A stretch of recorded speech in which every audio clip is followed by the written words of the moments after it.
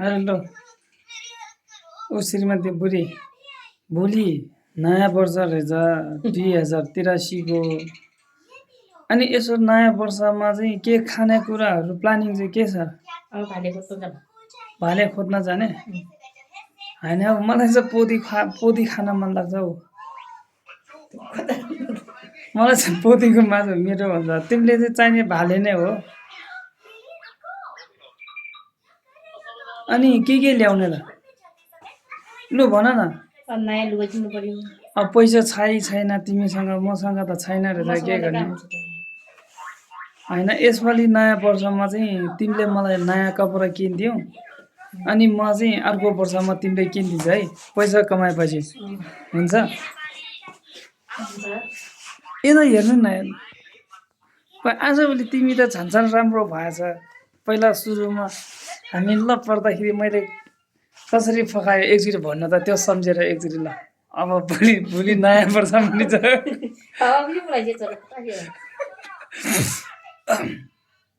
मैले तिमीलाई मैले फकाउँदाखेरि तिमीले के भन्नु थियो? तिमीले कुरा एउटा दुईवटा कुरा याद छ भने यसो भन्नु न, के भन्यो मैले? म सुरुमा तिमीलाई चाहिँ फकाउँदाखेरि मैले के भन्यो? बसेर खान पाइन्छ भने चाहिँ खोइ अहिले कस्तो भएर छ? कस्तो फिल भएर छ? अहिले त काम गर्नुपर्छ नि। पहिला त रानी जस्तो गरेर राख्छु, पैसा सब म आफै कमाउँछु, दुःख जति म आफै गर्छु भने चाहिँ खोइ अहिले ठ्याक्कै उल्टो भयो। हामी छोरी मान्छे पाउनु पर्ने काम पनि हामीले गर्नु पर्छ। भजा पाउनु त तिमी मात्र होइन नि, हाम्रो पनि मेहनत हुन्छ नि त। सबै काम हामीले गर्नुपर्ने क्या तपाईँले। पसिना त हाम्रै पनि बगाएछ त। अहिले ठ्याक्कै उल्टो भएछ होइन? तिमीले सुखमा राख्न नसके भने यही झुनीमा होइन, यही झुनीमा राख्न नसके भने अर्को झुनीमा चाहिँ म तिम्रो नै हुनेछु। त्यतिखेरमा चाहिँ तिमीले केही काम नलागिकन ठ्याक्कै राखेर चाहिँ खाना पनि म आफै पकाउँछु, कपडा पनि म आफै धुन्छु, अनि हुन्छै हुँदैन।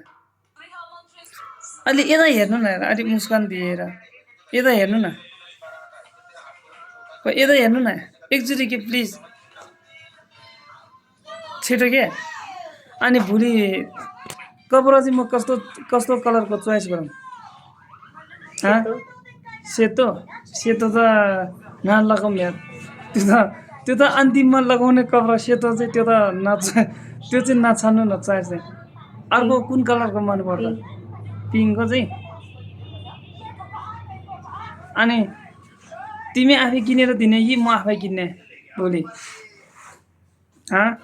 म किन्छु। कति बजे? 1 बजे। 1 बजेतिर? ल त्यसो भए यसपालि 2083 सालको चाहिँ अब तिमीले किन्ने पक्का भयो। अर्को 84 सालमा चाहिँ म किन्छु है त, है।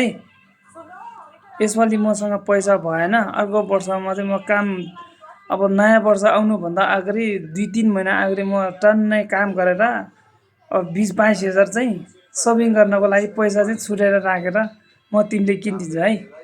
हुन्छ?